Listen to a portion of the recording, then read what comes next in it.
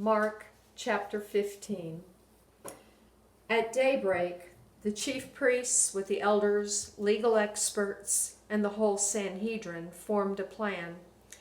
They bound Jesus, led him away, and turned him over to Pilate. Pilate questioned him, "Are you the king of the Jews?" Jesus replied, "That's what you say." The chief priests were accusing him of many things.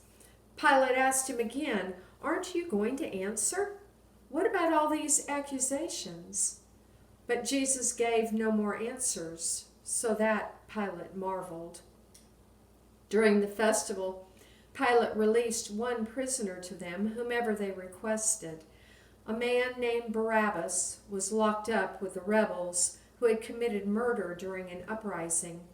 The crowd pushed forward and asked Pilate to release someone, as he regularly did.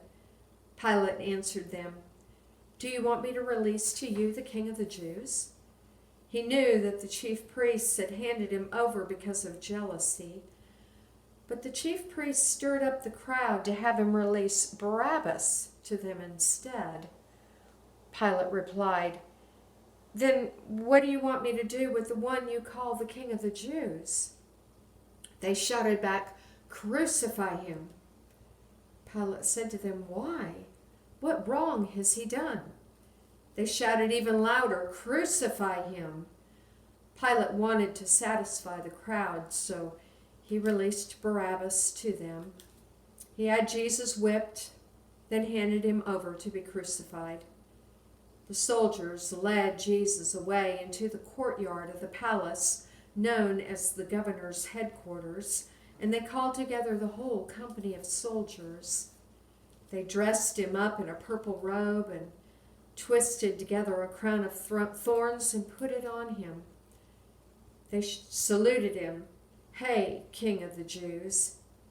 Again and again they struck his head with a stick. They spit on him and knelt before him to honor him. When they finished mocking him, they stripped him of the purple robe and put his own clothes back on him. Then they led him out to crucify him. Simon, a man from Cyrene, Alexander, Rufus's father, was coming in from the countryside. They forced him to carry his cross. They brought Jesus to the place called Golgotha, which means skull place. They tried to give him wine mixed with myrrh, but he didn't take it. They crucified him. They divided up his clothes, drawing lots for them to determine who would take what. It was 9 a.m. when they crucified him. The notice of the formal charge against him was written, "The King of the Jews." They crucified 2 outlaws with him, one on his right and one on his left. People walking by insulted him, shaking their heads and saying, "So you were going to destroy the temple and rebuild it in 3 days, were you? Save yourself and come down from that cross." In the same way, the chief priests were making fun of him among themselves, together with the legal experts. "He saved others," they said, "but he can't save himself. Let the Christ, the King of Israel, come down from the cross. Then we'll see and believe." Even those who had been crucified with Jesus insulted him. From noon until 3 in the afternoon, the whole earth was dark. At 3, Jesus cried out with a loud shout, "Eloi, Eloi, lama sabachthani," which means, my God, why have you left me?" After hearing him, some standing there said, "Look, he's calling Elijah." Someone ran, filled a sponge with sour wine, and put it on a pole.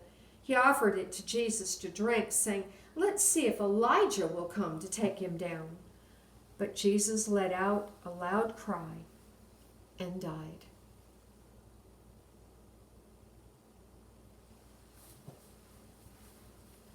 The curtain of the sanctuary was torn in 2 from top to bottom. When the centurion who stood facing Jesus saw how he died, he said, "This man was certainly God's Son. Some women were watching from a distance, including Mary Magdalene and Mary, the mother of James, the younger one, and Joseph and Salome. When Jesus was in Galilee, these women had followed and supported him, along with many other women who had come to Jerusalem with him. Since it was late in the afternoon on preparation day, just before the Sabbath, Joseph from Arimathea dared to approach Pilate and ask for Jesus' body. Joseph was a prominent council member who also eagerly anticipated the coming of God's kingdom. Pilate wondered if Jesus was already dead. He called the centurion and asked him whether Jesus had already died. When he learned from the centurion that Jesus was dead, Pilate gave the dead body to Joseph.